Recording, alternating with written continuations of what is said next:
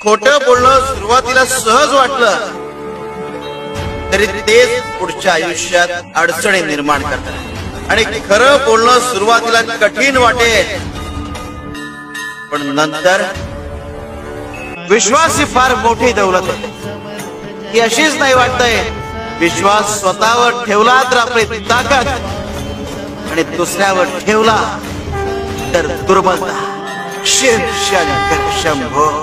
जर तुमच्या इच्छा आणखी वाढवण्याऐवजी तुम्ही तुमच्या क्षमता विकसित केल्या तर तुम्ही तुमच्या आयुष्याच्या भवसागरातून तरुणही जाल आणि बरोबरीने यशस्वी व्हाल। हा बोध आपल्याला गुरु चरित्रामधून मिळतो। शिव शंकर शंभो।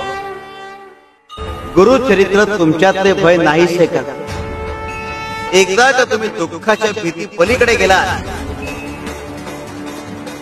की तुम्ही स्वाभाविकपणे जीवनाच्या संपूर्ण व्याप्तीचा शोध घेता।